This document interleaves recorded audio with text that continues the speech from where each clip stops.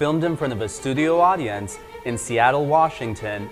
I'm Richard Brevik, and this is Expose UX, a new startup competition.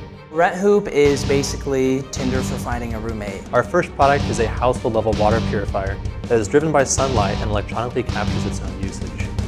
Judged on user experience, not their business plan. It's overweighted. It's way overweighted. Yeah, I think this part you really need to simplify. It's a lot for the user to learn. Yeah, I guess it's a tricky decision, right? Are they speaking with their users? You still want to do user testing and user research. Are they following good design patterns? There are things you could do graphically to make the UI just a little friendlier. Does their UX match their business objectives? Because you only see the small little image of the sun, and I didn't know that was the most important thing. The winner receives tickets to Big Design Conference, Balsamic Mockups, a wireframing tool that's like sketching on a whiteboard, and Proto.io, a tool for fully interactive, high-fidelity prototypes. The judges are Adonis Aquario, UX Research Manager for Amazon, Ona Anicello, the Senior UX Researcher for Microsoft, and Andy Fitzgerald, Independent UX Designer at andybywire.com. The startups are NepoSmart with Richard Ng, RentHoop with Paul Burke, and Podavita with Charlie Matlack. Presented by Big Design Events, and filmed on location at General Assembly.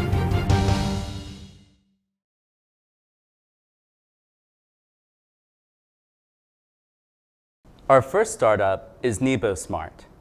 Richard, welcome to Expose UX. Thank you. You'll have 30 seconds for your elevator pitch. Are you ready? I am ready. Okay, and start. Okay. So NepoSmart is about helping you and the community prevent property crimes. So what we really want is to let the good people in and keep the bad people out. So the idea here is with NepoSmart, you could remain and stay connected. You could be able to view, you could be able to monitor, and you could be able to control anywhere, anytime. Great, thank you. You'll now have 2 minutes for your product demo. Are you ready? I am ready. And start. The setup that we have, typical setup we have is we will have a camera that actually have a perimeter beam in front, could be in front of a backyard or front yard, driveway, doesn't really matter. You mind stepping through? So, as soon as that occurred, and this is not motion detection, this is actually precise detection, true intrusion detection. When someone comes in to our property, be it an office, we will actually get an instant notification like what you see, where you will be able to see a push notification, an MMS, so that you could have a quick glimpse of what's happening, who's coming in and out. Now, what happened if you want to go a little bit more detail? You could view recordings, or you could actually be able to see, hey, who's that? Good people, right? Good person coming through with my package, and I care about my package, maybe from Amazon. With our system, all I need to do right now is flip through the app. And with that app, I have many different cameras in there, in many different locations. In fact, one of them is overseas.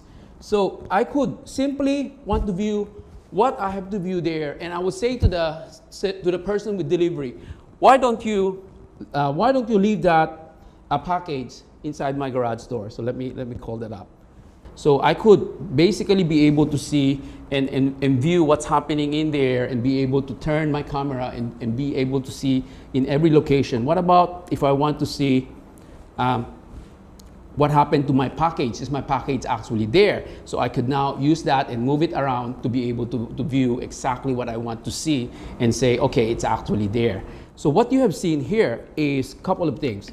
One is that I was able to know who's coming in. I want to keep the bad people out by activating siren, and I will be able to know what to do, right? And for good people, I want to be able to open. They could come into my door actually by opening the door locks, or I would be able to say, open my garage door. So in a nutshell, that's the Internet of Things that we do, and it's all about very easy keeping people safe.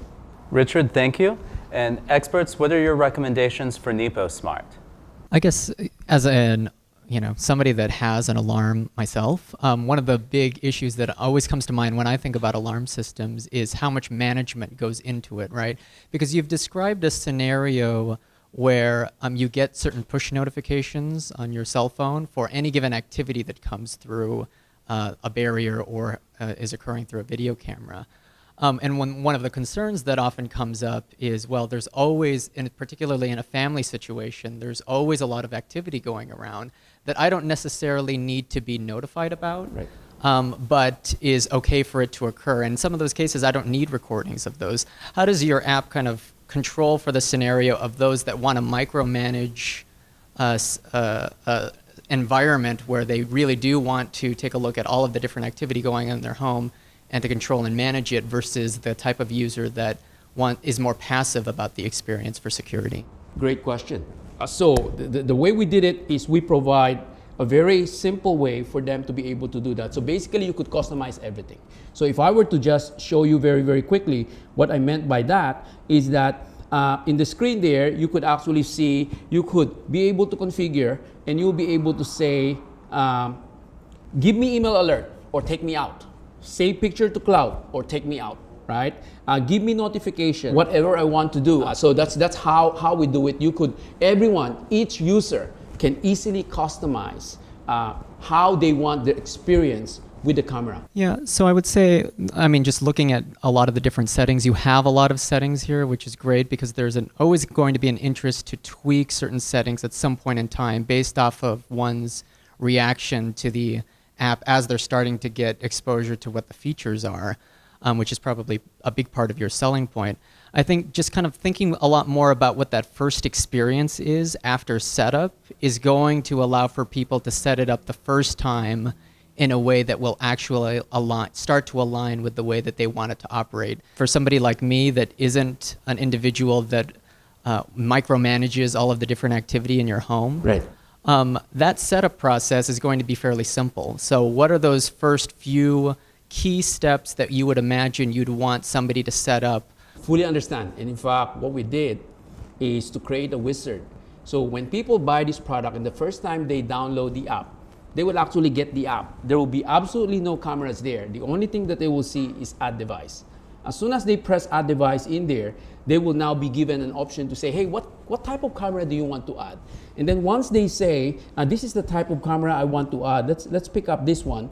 And then it will now tell you what are the things that you could do with it. You could do a sonic configuration of Wi-Fi if you want to, or you could skip that step and you'll be able to do many other different configurations. Have you thought about creating, based on the tests that you've done already, creating profiles for different kinds of users? So instead of having to go through and set up, I can say, oh, I'm a super worried person, or I really just want this so I have the recordings, so that you could essentially take that wizard and make it a one-step process that then they can tweak and they can fine-tune. Yeah, that's a good point. And that would actually then allow you to make your user familiar with the idea of profiles early on, which might be a way that you can make this more robust, because you think if you're going to work for a day, you maybe want your security system to behave in a particular way. But if you're going out of town for a week, or if there's been unusual activity in your neighborhood, it would be nice to be able to go through and say, well, I want to select this profile instead of have to dig through all of those different pieces of your UI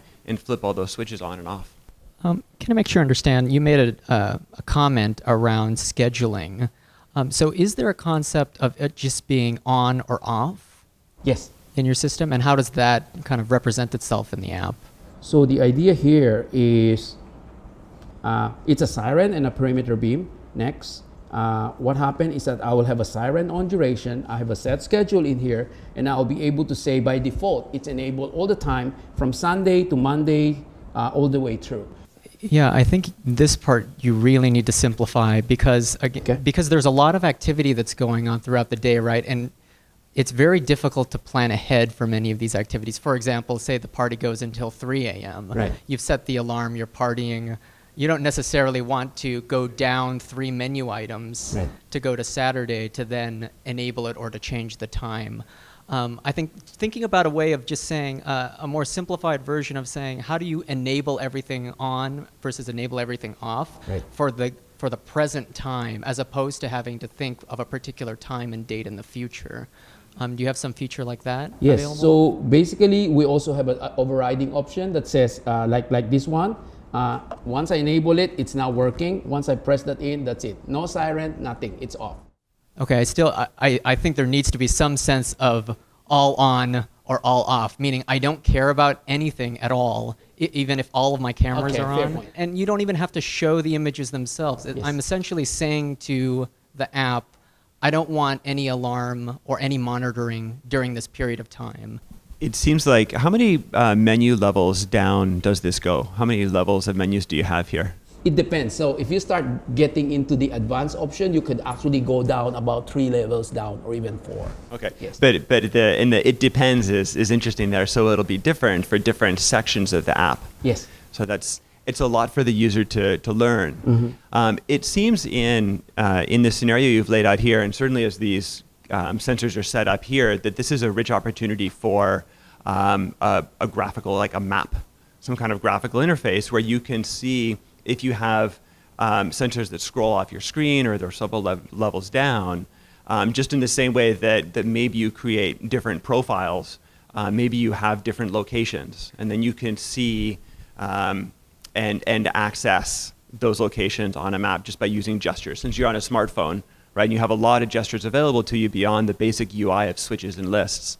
And I would really focus on what are some of those key scenarios. So just kind of running through them in my head, right? It's setting the alarm, turning it off. How do I immediately, when the alarm gets triggered, what recourse do I have other than, relocking the doors? Is there an automatic way of dialing 911?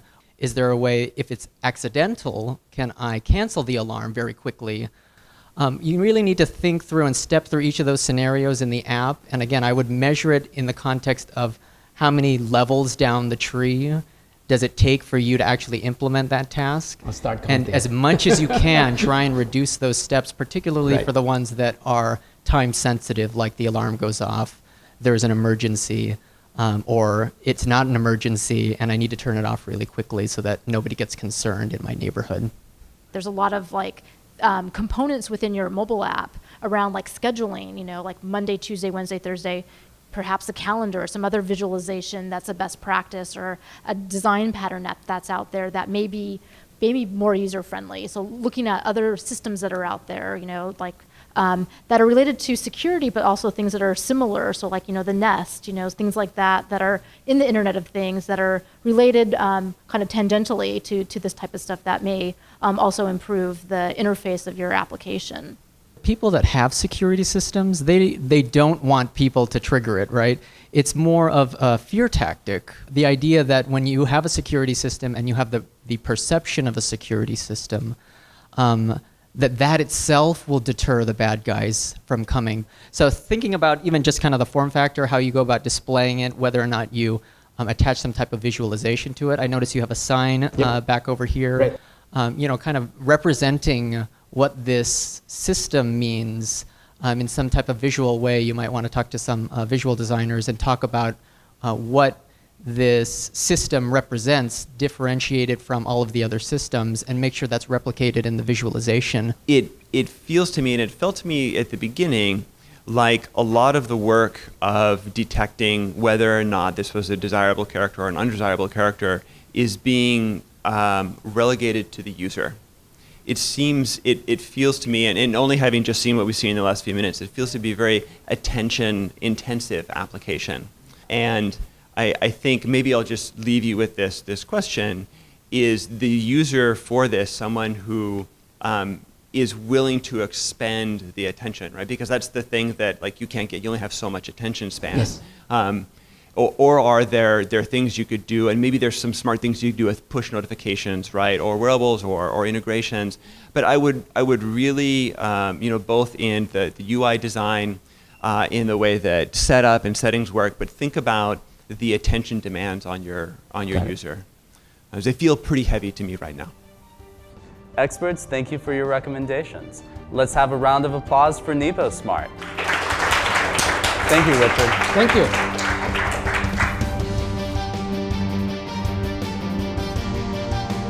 Our next startup is RentHoop. Paul, welcome to Expose UX. Thanks for having me, Richard. You'll have 30 seconds for your elevator pitch. Are you ready? Yep. And start. So RentHoop is basically Tinder for finding a roommate. We took a really outdated process, finding a roommate on Craigslist, newspaper ads, and we wanted to make it something more targeted towards millennials, people who are busy, who need to find a roommate, whether they're on the bus, in class not paying attention, that sort of thing. So we created something really simple, really focused, and we're really happy to be here today. Great. And why don't you show us your product? You'll have 2 minutes to demo it. And are you ready? Ready. And start. All right. So the first step is people log in through Facebook. And right now that is the only way that people can log in. And we do that to remove kind of the barriers that happen when you usually have to set up a profile. So this is the onboarding screen that lets the user know how the app works. And so here's an example of what you're going to type in. It's going to say what city you're searching in, and then there's an about section to where you fill in as much or as little as you want. We also have a place where you can type in what neighborhood you want. Then you're going to be taken to the swiping screen, in which you can see all the people looking for a roommate right now. The red badges indicate you have a mutual friend or you have a mutual interest. You swipe left and swipe right, very similar to Tinder, and most millennials are pretty familiar with that. And then once you match, you guys connect, you'll be sent to a messaging screen, and that's kind of where you figure out the logistical part of it. So I will take us to the app, and so you'll be taken to a screen like this. Very minimalist. What we wanted to do was remove as many barriers as possible. This is my profile right now, looking in Green Lake and Capitol Hill. And then here, this is the loading screen, and the pulsing shows that we're grabbing other cards from the deck. Here we go. So here is Tonk. He's 29, and this isn't the first time I've used the app, but that green check mark, we usually have a text box above that that says, this user has swiped right on you. So if I'd like to message him, I know that I can do that because he's interested in living with me. There we go. I can either start a conversation with him, or I can just keep searching, and then I'll see other people. So me and Taylor have a friend in common, my good buddy Robert. So I think that's a fundamentally different experience than you would get on Craigslist, to where it's really just strangers. And as you can see, we took information such as your first name, your age, and your picture, so you don't have to mess with any of that. You give us the details of what you're looking for, and then we give you the tools to see people searching. Thank you. And experts, what are your recommendations for RentHoop? Yeah, so I'm very interested in what user research you've done to create this application. Yeah, so part of it came from me building the product that I wanted to use, and then the idea pivoted because I thought, hey, I wanted to build this, and then I had people being like, no, it's too complicated, build something else. And so when I came up kind of with the, oh, it's like Tinder for finding roommates, it's something that people understood right away. It was something that made sense. It's a very interesting app. I'm curious where it closes the loop, meaning at some point you're going to have individuals that have found a roommate and no longer have a need for this app. What happens to those individuals in the system? So what we do is we use a time period. If you haven't been on the app in this long, you're going to be removed from the deck. And we have something that says new. So if you haven't seen that person's sticker before, or you haven't seen that person's profile, that new is going to show up, so you know that they've been relatively active on the app. Really evaluate that time period, right? Because it takes a bit of time to try and coordinate something with a particular roommate, and that roommate could eventually, kind of fall out of the process of looking for that roommate, or it just didn't work out in some of those scenarios. So I'd really just kind of take a look at the system while you're testing it, and maybe implementing these solutions and piloting it. Really just evaluate as to whether or not that's the appropriate time period, because I think that's pretty critical. Also, those that are receiving those messages, they don't necessarily want or need to be receiving those messages from individuals during that time frame when they've chosen a roommate, at least in a soft fashion.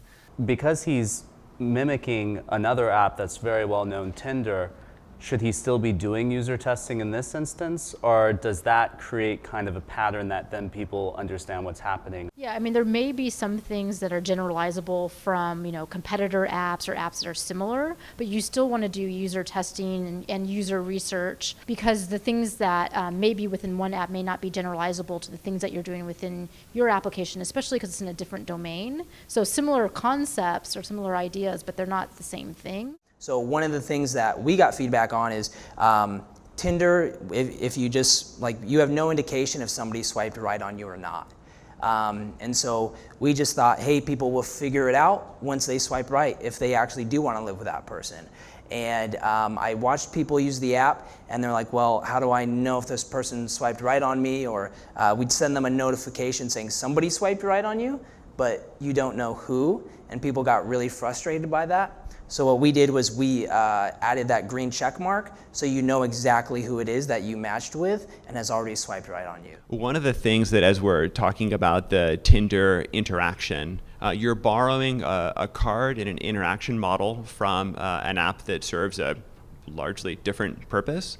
And as you're thinking about the UI and what you're borrowing from Tinder, then think about the parts of the interaction that are definitely not Tinder, and be really explicit in your UI about this is what I'm borrowing and this is what I'm not borrowing, so that you can use the popularity that Tinder has gained as an interaction model without being pinioned by it as you get to more complex scenarios.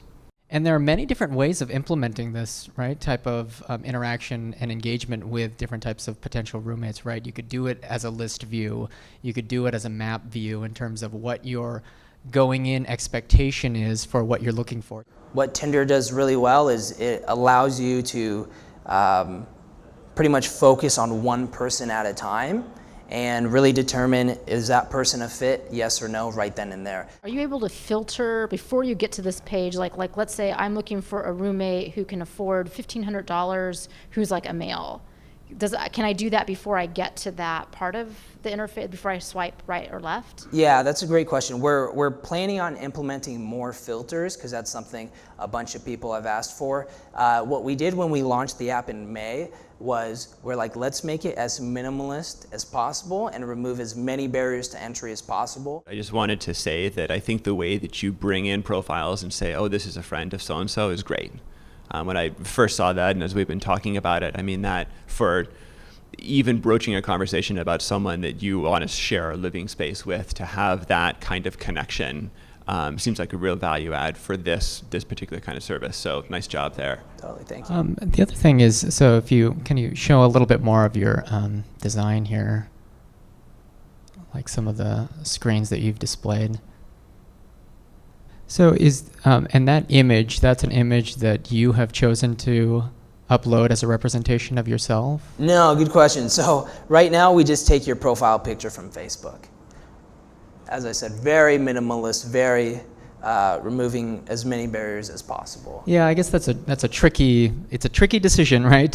Because I know plenty of people on Facebook that choose certain types of imagery on there as a representation of themselves that maybe, isn't appropriate for LinkedIn, isn't appropriate for the presence that you want to show when you're trying to get a roommate. Yeah, and I do wonder, like, how important is the image in a roommate app? Like, it is like so big on the screen. Like, do you downplay that and give more information about like what if the person's like employed, and other like maybe like educational information that is a better indicator if this is going to be a better roommate for me than the picture? How is the card stack ranked? Because there's a way, just in the order that you present the information, that you can, still, because the visual is very nice, right? It's a visual interaction, but the order in which you stack them can help offset that a little bit. So how is the stack ordered? If somebody swipes right on you, and so you have that green check mark on there, that appears first because we obviously want to put potential matches in front of you. One of the second things is also if they're new, if you have not seen their profile, it'll come up higher than people you've already seen who you've swiped left on. And then as far as the rest of the algorithm goes, it's by the last active date.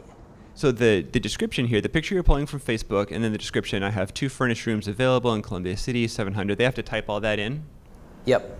So there's a chance since you're already demanding some manual input on a phone, to simplify that and create structured data that you can then feed back into your algorithm. So instead of having them type in $700, that's then difficult for you to read on the development side, give them a range slider.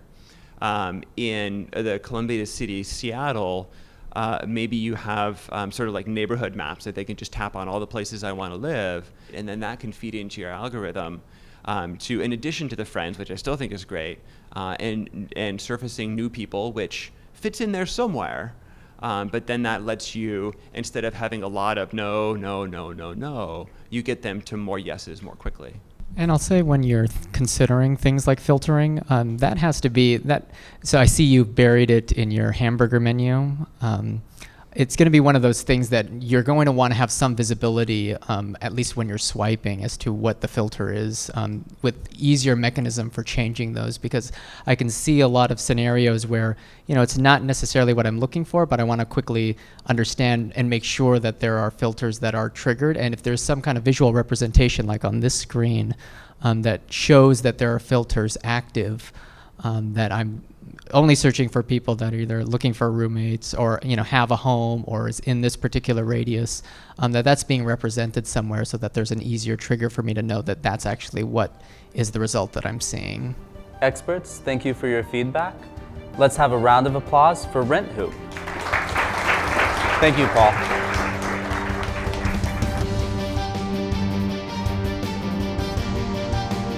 Our final startup is Pura Vida. Charlie, welcome to Expose UX. Thank you.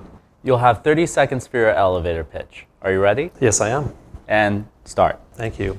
Pura Vida's mission is to bring data-driven decision-making to the disaster relief and aid world. To do that, we develop hardware and software products that capture accurate usage data in the field and distill it into actionable reports for decision makers.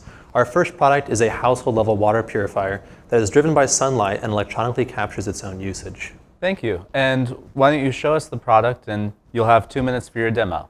So, are you ready? I am. And go ahead. Thank you. So right away, I want to hand you one of these to look at yourselves, and you'll notice that the directions on that are actually not in English. One thing that you can keep in mind as you're looking at that is that many of the users of this product actually don't know how to read. So this is the Smart Solar Purifier. It's very easy to use. This is a 10-liter bag. You fill it with water, press the start button, and put it out in the sun.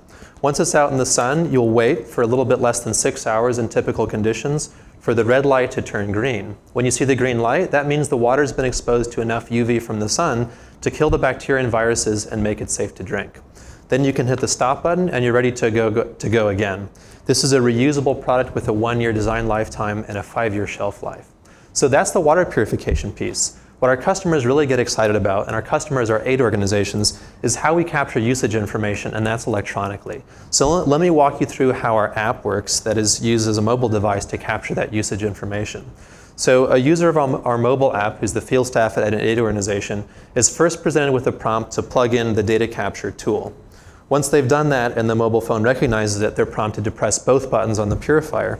When they do that, they're going to see a progress bar that shows that data is being transferred from the purifier to the mobile device. And as that finishes, they're going to get a green check mark showing that it was successful. And then they see a report on the screen of exactly how the purifier was ever used, how it's been used since the last time they downloaded information, and how it's being used right now. That includes when they press the start button, how far along it is, and when it will be finished.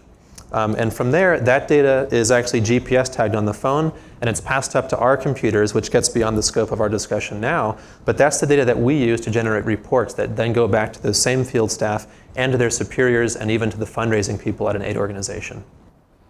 Thank you. And experts, you have the floor. All right, so I'll ask you the same question as the others, and that's around what user research you've done as part of this project. We've actually been very intentionally user-centered about our design process. this design in some concept form, and in some cases as a non-working concept, has actually been put in front of end users 4 times before we got to the design that we have now. And in our case, that meant taking concepts or mock-ups or prototypes of the product to Nicaragua, Zambia, and Uganda to get to where we are now. And the product that you see in front of you now is actually deployed at about 375 households in Haiti, where it's been used since late May. Yeah, and then this one, piece of feedback on the instructions. Did you get any feedback around this first step of like, you pour the water in, and I see like this blue water versus this, don't use this brown water. Correct. And my question is like, if this is an air or a water purifying system, it looks like I can't put dirty water in here. I can't use water. And isn't that the purpose of the device? That's a great point. And so what we're trying to do is encourage people to use the clearest water that they can find. That's the intent of that graphic. I'd love to find a better way to communicate that there, of course, is a continuum. And if that's all you have, then you should use that water, but you'll get the best results with clear water.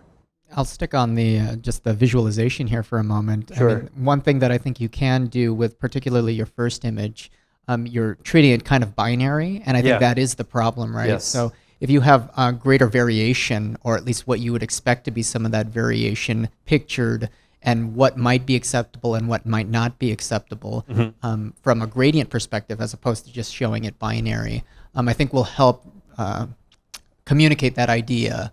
That it's not, dirty water versus clean water, at least for the first visualization. In the last image where it's showing you have clean water, it's a little bit odd. What does that say? Does it say stop? Yeah, it's not clear for me why it says stop. It's not, the word doesn't necessarily associate with any meaning as it relates to the idea that this water is now drinkable. Yeah. So did you have a different intention for that terminology? Well, so what's I think the communication challenge at the end there is the green light tells you the water is drinkable. That's the second to last frame. And what follows that is the step where you turn the device off so that you're not continuing to use power until the next time that you want to use it. So the stop button is also a reset button, is also an off button. I wonder what the mental model of the people who are using it construct. How do they, without knowing how this technology works, because this isn't, I'm guessing, isn't something that's a part of their life or that they would be able to intuit, is there another model for how this works that you might be able to use to structure your instructions so that instead of the engineer's approach of, okay, well, I know how this works, how do I make it simple? Is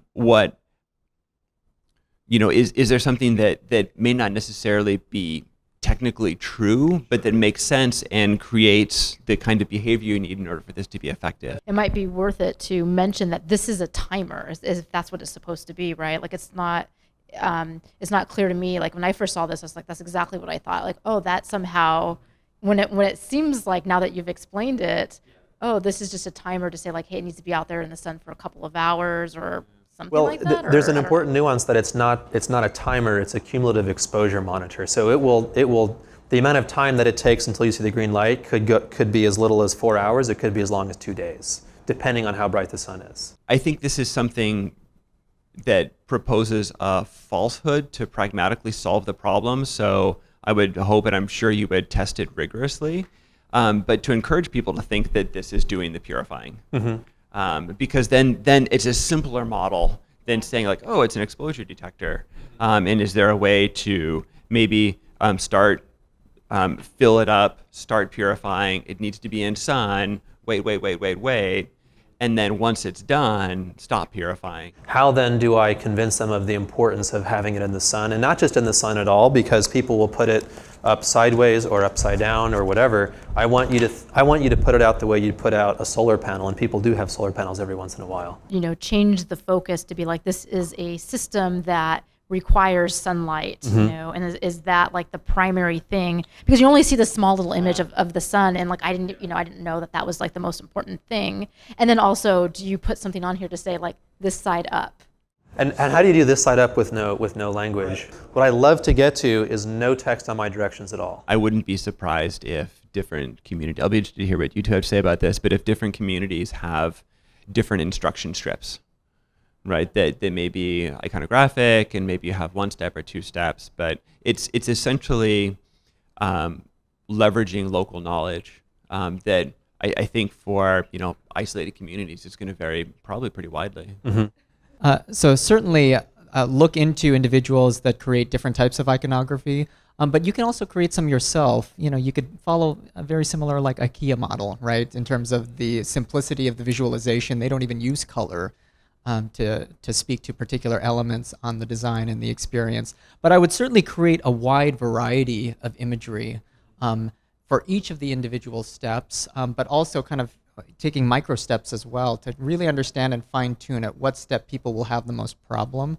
And then start to show those variations to individuals. And that's a great way of just testing any type of ideas, just to create multiple variations, and then you'll start to fine tune precisely what visualization is working without the need for text. I would even just start without text.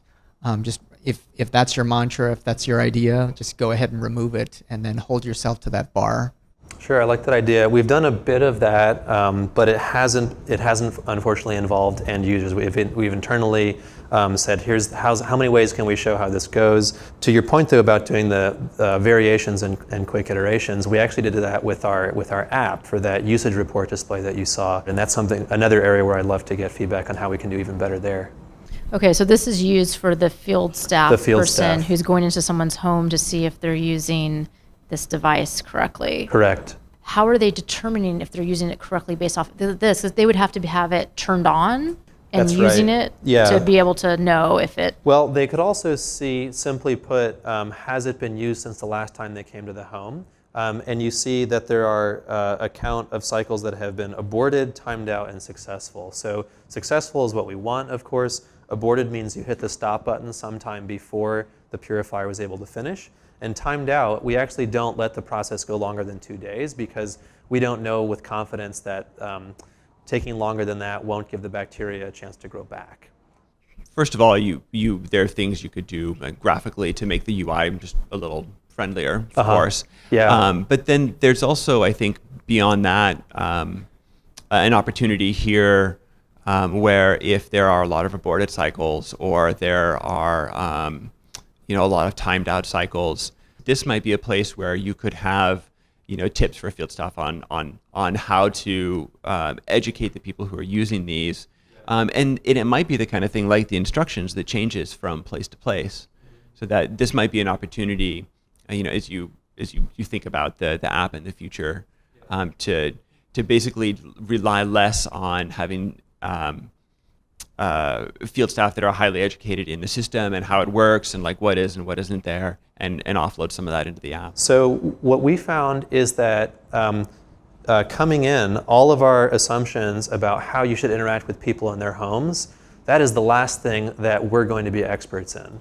Our challenge is to communicate to the field staff what is going on and let them use their judgment to decide how to interact with people to improve upon that. So it's always local field staff. They're always people from the community. Yes. And teaching them to use the app is a challenge. It's something that we've done in person so far, and we really, of course, need to figure out a way to make things, if possible, intuitively obvious, or at a minimum, maybe a written curriculum they can walk through to understand how to use it. Because I'm seeing this screen for the first time, I think I'm getting really stuck on a lot of the terminology that's confusing me, right? So, what is previous in this scenario? What is new in this scenario? Because isn't new the current cycle? Again, in my mind, the way that I'm thinking about it. And that's just natural in terms of the way that I'm perceiving it, right? In terms of first-time usage. One way of exploring that with those individuals, or really any individual, is to explain the product themselves and then ask them, can you describe the type of data that would come out of an app like this that would show you some stats about the performance of this device? And then start to listen around what terminology they're using to describe those things. And then you'll start to develop some patterns, or you hear some patterns around what people are saying and describing it. And you can utilize that terminology when you're talking about these instances of success cycles, aborted cycles, timed out cycles. They sound very system-oriented as opposed to people-oriented. Experts, thank you for your feedback. Let's have a round of applause for Podavita. And thank you, Charlie. Thank you. The experts will now choose a winner. They're looking for the startup with the best user experience. Experts, thank you.